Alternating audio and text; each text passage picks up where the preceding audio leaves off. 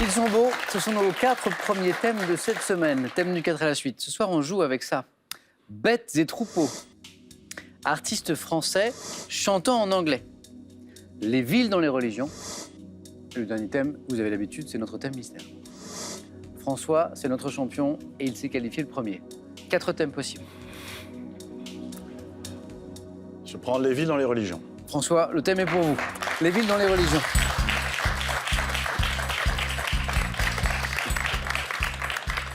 François, on n'a pas parlé de photographie. Je vois qu'en plus de l'informatique, vous faites de la photographie.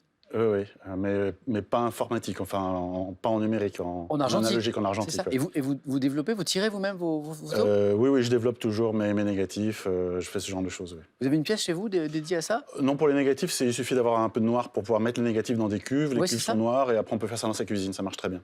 Par exemple, chez vous, c'est dans la cuisine? Chez moi, c'est dans la cuisine, oui. Il ne faut pas rentrer dans la cuisine, par contre, au moment où vous... Ah si, on peut. Si. Quand les négatifs sont dans la cuve, qui elle fait le noir, il n'y a plus de souci.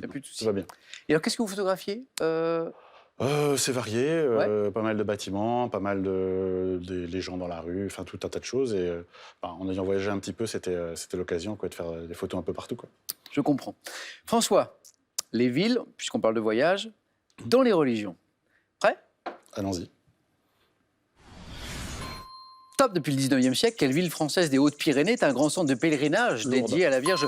Quelle ville d'Arabie Saoudite, située dans le Hedjaz, est la capitale religieuse de l'islam? La Mecque. Quelle ville de l'Uttar Pradesh en Inde, édifiée sur une terrasse calcaire de la rive gauche du Gange, est l'une des 7 villes saintes de l'hindouisme? Je ne sais pas. Quelle ville de Turquie, anciennement appelée Iconium, abrite le tombeau du fondateur des derviches tourneurs? Je ne sais pas. Quelle ville du Proche-Orient est considérée comme une ville sainte par les juifs, les chrétiens et les musulmans? Jérusalem. Depuis 1917, quelle ville du Portugal, au sud de Coimbra, est un important lieu de pèlerinage consacré à la Vierge? Fatima. Quelle ville du Tibet, abritant le palais du Potala, constitue une métropole religieuse du bouddhisme tibétain et chinois? Lhasa. En Inde, quelle ville du Pendjab abrite... Joli pour Lhasa, 3 points. Merci. Bravo. 5 bonnes réponses. Lhasa, Fatima au Portugal, Jérusalem au Proche-Orient, la Mecque en Arabie Saoudite, Lourdes dans les Hautes-Pyrénées. Cette ville de l'Uttar Pradesh en Inde, édifiée sur une terrasse calcaire de la rive gauche du Gange, qui est l'une des 7 villes saintes de l'hindouisme, c'est Bénarès. Ah, évidemment. Ouais, Bénarès. Quelle ville de Turquie anciennement appelée Iconium, qui abrite le tombeau du fondateur des derviches tourneurs, c'est Konya. Ah. C'est Konya. Félicitations François pour Merci. ce joli score. 3 points, bravo.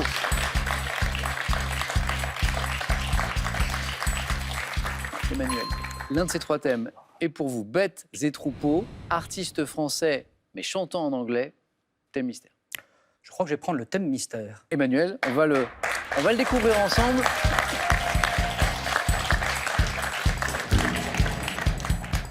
Et là, je me dis que quand on est enseignant, chercheur en planétologie, je pense que les maths, les chiffres, les nombres, On aime bien. on aime bien. Bon, c'est pas trop mal. Autour du nombre 2. D'accord. Voilà. Variation, donc autour du nombre 2. Emmanuel, on a parlé ensemble de planétologie. Et dans le cadre de votre métier, Oui. je crois que vous avez fait un joli voyage en Norvège. Effectivement, oui. C'était... Alors, c'était dans l'archipel des Svalbard, qui est à 900 km, 1000 km du pôle Nord à peu près, donc très loin, on va dire, dans l'Arctique. Oui. À l'occasion d'un événement qui se produit une fois tous les siècles à peu près, qui est le passage de Vénus, justement, devant le Soleil. D'accord. C'est comme une mini-éclipse, on appelle ça un transit. Transit. C'est donc des phénomènes rares qui sont très étudiés parce que ça ressemble aux éclipses qu'on peut voir très loin quand on étudie d'autres planètes autour d'autres étoiles. Et donc ça permet d'avoir un exemple sous la main pour tester les choses. Et c'est un intérêt aussi historique. Il y a eu plein d'expéditions dans le passé pour observer Et là, vous avez ces pu choses-là. l'observer. Et j'ai pu effectivement l'observer. Et il a fait miraculeusement beau. Pendant ce jour-là, ce n'était pas gagné parce qu'il fait souvent gris là-bas. Mais Donc, conditions il a fait beau idéales. le jour en Et question. c'est un bon souvenir. C'est un très beau souvenir. Alors, je vois donc tous les siècles à peu près. Prochain passage, prochaine occasion d'observer le disque de Vénus, 2117. C'est ça. La dernière fois, c'était en 2012. D'accord. Et maintenant, il faut attendre 2100. 2017. Bah, bon, on y sera, Emmanuel. Si on peut. Voilà. Avec un peu d'optimisme. On devrait y être. 2117. Et là, on passe de 2117 à 2. Autour du nombre 2. C'est le thème qui fut mystérieux, qui ne l'est plus, d'Emmanuel. Emmanuel, on y va? Top, dans une expression familière. Quel fruit coupe-t-on en deux lorsqu'il s'agit de La poire. transiger? En parlant de chaussettes ou de gants, quel verbe signifie assortir par paire? À parier. Quel terme de 4 syllabes désigne le caractère d'une personne hypocrite jouant double jeu? Je passe. Par quel terme emprunté au latin signifiant le nombre 2 désigne-t-on la réunion de deux principes philosophiques qui se complètent? Dualisme. Quel petit gâteau sec vendu dans le commerce porte un nom signifiant littéralement cuit 2 fois? Biscuit. En mathématiques, quel adjectif qualifie une numération qui a pour base Binaire. le nombre 2? Comment appelle-t-on le mode de pari dans lequel on mise sur 2 chevaux? Non, je sais pas. Dans quel système monétaire l'or et l'argent servent-ils tous deux d'étalons? Système bimétal. Ah, c'est pas mal. Bimétallisme ou D'accord. système bimétallique. Donc, Oui. Voilà. c'était pas mal. Ouais. Et 2 points, Emmanuel. Avec 4 bonnes réponses. Oui. Numération binaire, oui, vous l'aviez. Biscuit cuit 2 fois, littéralement, joli. Mhm. Apparié pour, par exemple, les chaussettes ou les gants et couper une poire en 2. Oui, ça revenait pas. Le mode de pari dans lequel on mise sur 2 chevaux, c'est ce qu'on appelle le couplet ou le jumelé. Ou le je sais jumelé également. Par quel terme emprunté au latin signifiant le nombre 2 désigne-t-on la réunion de deux principes philosophiques qui se complètent? On parle d'une dyade, dyade, D-Y-A-D-E. Et puis, ce terme de 4 syllabes qui désigne le caractère d'une personne hypocrite qui joue double jeu, c'est la... Duplicité. Dualité, Oui. duplicité. Et voilà, ça revient. Dommage, il y avait un trop tard. 3e point ici. Voilà. Emmanuel, bravo. 2 points. Merci beaucoup. Et cette fois, c'est sûr, François, un nouveau face-à-face dans un instant.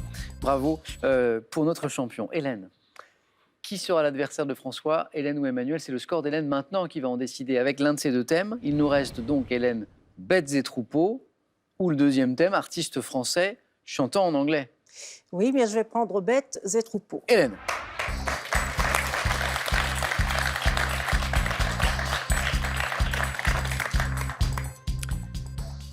Hélène, on parlait de voyage. Le hasard a voulu que ces derniers temps, vous visitiez pas mal de grottes, Tout et à notamment fait. celle-ci qui vous a, je crois, vraiment intéressé, c'est les grottes de Corange.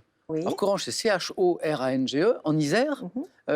assez particulière, je crois. Hein. Oui, parce qu'il y a des animaux assez rares finalement. Ce sont des protés. Ce sont des animaux qui vivent uniquement dans des grottes. Ouais. Et dans ces grottes, justement, on les voit dans des aquariums, donc on peut bien les étudier de Ça près. ressemble à quoi, un proté? Une espèce de salamandre blanche. D'accord, très très bien. Mhm. Et qu'est-ce qu'on peut observer encore dans ces grottes de Corange, là? Eh bien, En il y a termes de des peut-être des formations compressions, mais minérales? très très fines. Enfin, c'est très très joli à Ouais, voir. c'est très très fin, d'accord. Mhm, très, très Donc en Isère, si vous passez par là, Voilà. voici quelque chose à voir d'intéressant. Hélène, bêtes et troupeaux. 2 bonnes réponses d'affilée, vous êtes dans la course. Mhm. Prête? Allons-y.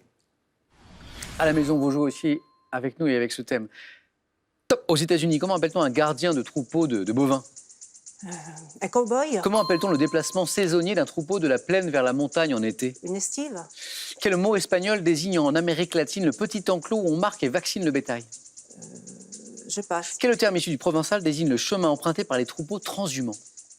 Je passe. Quel terme issu du latin caput, signifiant tête, désigne l'ensemble des bêtes d'une exploitation ou d'une région? Le cheptel, Quel adjectif qualifie un élevage pratiqué sur de vastes superficies et à rendement généralement faible? Adjectif. je passe. Comment appelle-t-on un troupeau de taureaux ou de chevaux en Camargue? Manade, manade, Comment appelle-t-on l'étude scientifique de l'élevage des animaux domestiques et de leur reproduction?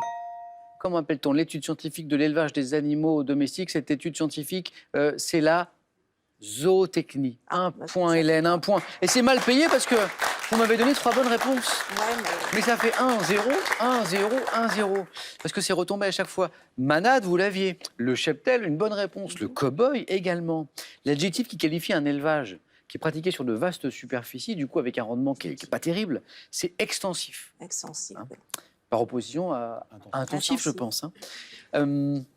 Comment on appelle le déplacement saisonnier d'un troupeau Transhumance. de la plaine vers la montagne en été? C'est la transhumance. Transhumance. Ou estivage, ou alpage. Ce mot espagnol que vous connaissez, qui désigne en Amérique latine le petit enclos où on marque, on vaccine le bétail, c'est le corral. Ah, le choral, oui. Et puis, ce terme issu du provençal qui désigne le chemin emprunté par les troupeaux transhumants, l'aviez-vous à la maison, c'est la draille. Ah oui. D-R-A-I-2-L-E. Hélène, un grand merci. Merci, Bah, à vous. merci. Merci beaucoup.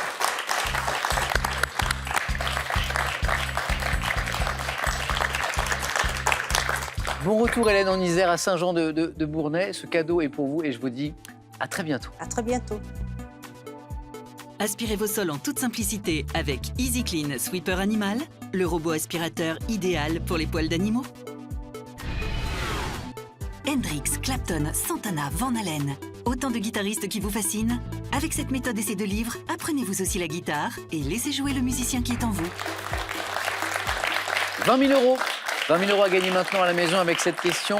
Quel type d'artiste peut faire apparaître ou disparaître des objets? 1. Le prestidigitateur. 2. Le mime. 3243 pour le téléphone et pour la bonne réponse par SMS 1 ou 2 au 7 10 20 et tirage au sort bien sûr parmi vos bonnes réponses. Est-ce que François, notre champion, va s'imposer pour la 2e fois ce soir? Est-ce que Emmanuel va le détrôner?